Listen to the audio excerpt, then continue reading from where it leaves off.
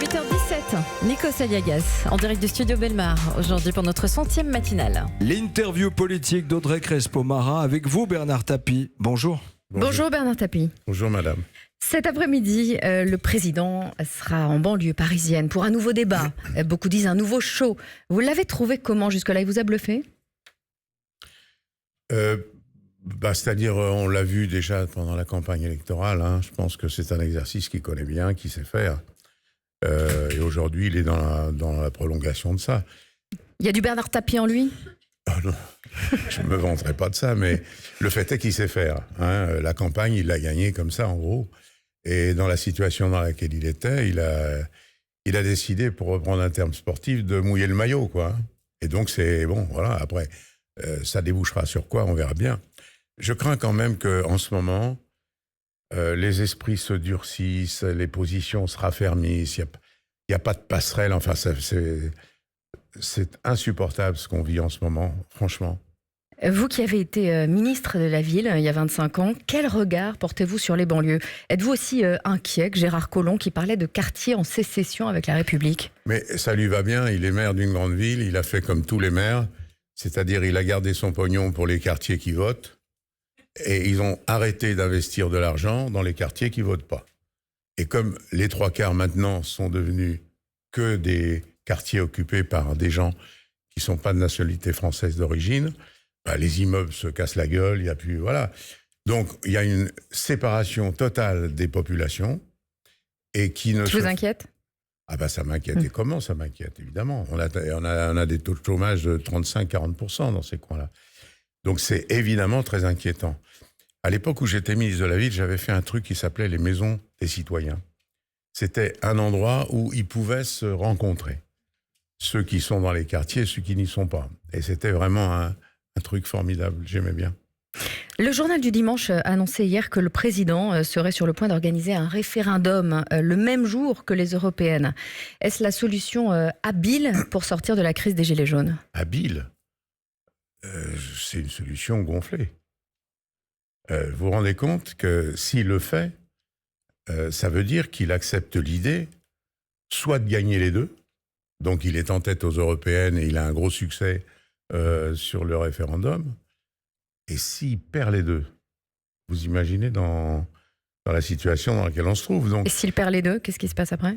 Il se passe que ça devient ingérable à très court terme. Donc, moi, je ne sais pas ce que j'aurais fait, mais encore une fois... Vous auriez fait quoi?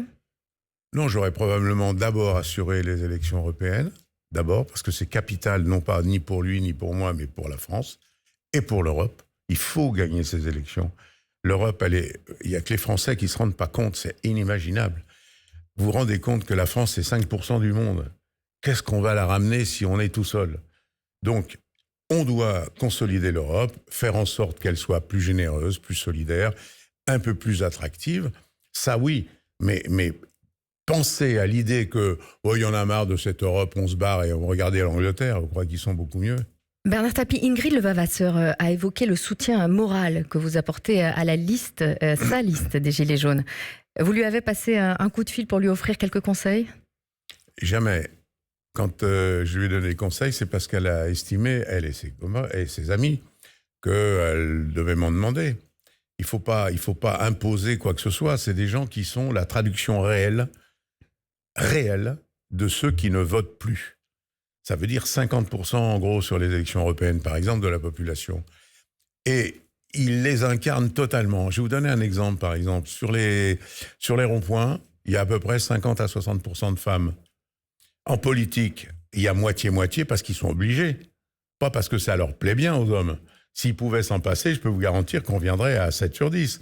Donc là, ce mouvement authentique, spontané, il donne une traduction de la société telle qu'elle doit être. Quel est votre soutien? Quelle est la nature de votre soutien? C'est un soutien moral, politique, financier? Je ne peux pas faire un soutien politique parce que je ne sais pas la ligne politique qu'ils vont choisir. Mais c'est par contre un soutien total pour qu'ils aillent au bout, au moins pour ne pas décevoir ceux qui se disent « Tiens, c'est nouveau ». Vous avez vu quand on l'engueule, quand on lui dit « Tiens, il y a un tel qui a dit ça », elle dit « Bon, c'est son droit ». Elle ne rentre pas dans le conflit comme... Alors le conflit, Bernard Tapie, le Rassemblement national considère que cette liste des Gilets jaunes est une manœuvre. Jean-Luc Mélenchon parle même de grosse manœuvre. Est-ce que le but est de faire baisser les voix du Rassemblement national et de la France insoumise? La grosse manœuvre, c'est les gens de la France insoumise et du Front national qui ont infiltré les Gilets jaunes. C'est ça la grosse manip. C'est pas le contraire. Mais en faisant baisser les voix, le score du Rassemblement national, la liste Gilets jaunes pourrait permettre à Emmanuel Macron d'arriver en tête devant Marine Le Pen. C'est pas votre vieux combat contre les Le Pen? Mais non, d'abord parce que je dois vous dire que le combat contre Jean-Marie Le Pen n'avait rien à voir avec le désaccord que je peux avoir avec Marine Le Pen. Ça n'avait rien à voir. Il y avait une crapule qui contestait la Shoah. C'est pas le cas de Marine Le Pen. Elle a des options qui sont des options que j'aime pas, que je partage pas, mais qui ne m'entraînent pas dans l'envie de faire un combat. Voilà, c'est un parti républicain qui défend ses idées, qui les défend à haute voix. Pas avant. Avant, c'était pas ça. Donc, moi, j'ai pas ça. Ensuite, ils vont pas prendre de voix au parti existant. Ils vont prendre des voix chez les abstentionnistes. Et on voit aussi le Rassemblement national baisser dans les intentions de vote, dans les sondages. Ça pourrait vous satisfaire ou pas? Non, mais ça signifie quoi? Qu'il y en a pas mal. Soyez pas pressés, on a le temps. Soyez... Elle n'a pas posé la question qu'il faut répondre. Allez-y, on a le temps. Moi, je suis venu, je vous ai consacré une plombe, restez tranquille. Allez-y. Donc, l'histoire, c'est simple, c'est que il y a peut-être pas mal de gens qui allaient au Front National par... envie de dire, il y en a marre, par exemple, vous voyez ? Eh bien, tiens, je vais aller pour faire chier les autres, je vais aller au front. Si une liste qui leur plaît plus les attire, c'est peut-être un truc qui n'est pas mauvais. Vous voyez ? Est-ce que vous êtes en contact avec Emmanuel Macron ? Est-ce qu'il vous arrive de discuter avec lui, notamment des élections ? Non, mais je connais beaucoup de gens autour, comme je connais beaucoup de gens autour de Sarko, comme je connais beaucoup de gens autour... Vous savez, je suis pas... Moi, vous avez parlé de cette liste avec eux ? La liste avec qui ? Ou des élections, de cette liste Gilets jaunes ? Non. Alors, que répondez-vous à ceux qui insinuent je m'en fous. Que vous aimeriez... Je t'en prie, laissez-moi finir ma question. Mais je m'en fous d'avance. Qui insinue que vous aidez... Alors, que répondez-vous à ceux qui insinuent que vous aideriez Emmanuel Macron face à Marine Le Pen et que lui vous aiderait face au juge dans le procès qui vous attend début mars ? Oui, bah sûrement. À eux, que leur répondez-vous ? Rien. Ça m'intéresse pas. Franchement. Je sais que vous, ça vous intéresse, quand vous êtes issu d'une chaîne à jet continu, c'est sympa de remuer la merde comme ça et d'essayer de trouver des trucs, mais ça m'intéresse pas. Si ça vous intéresse, vous, moi non. Non, c'est ce qu'insinuent certains politiques qui sont dans ce combat des Européennes. Mais je m'en fous, c'est pas le mien. Bon, ce procès qui vous attend début mars, Bernard Tapie, vous pourriez le vivre comme une épreuve supplémentaire dans votre vie. Pourtant, vous dites que c'est ce qui vous maintient en vie. Qu'en attendez-vous ? Une réhabilitation, qu'en attendez-vous ? Pour une réhabilitation, parce que pour être réhabilité, il faut avoir été marqué, traumatisé. Simplement, ça va pouvoir montrer aux gens, car ça va être public, l'étendue des conneries que vous avez pu raconter, vous les journalistes, sur ce dossier, étant manipulés par 2-3 médias, genre Mediapart, Canard enchaîné, etc., où vous avez fait sans arrêt le procès avant le procès. Mais moi, je vais vous poser une question avant. On a éliminé un arbitrage parce qu'il y avait fraude il y a 3 ans. Fraude il y a 3 ans. Et le procès pour savoir s'il y a eu fraude commence au mois de mars. Il n'y a rien qui vous gêne, là ? Oui, sans être spécialiste du droit.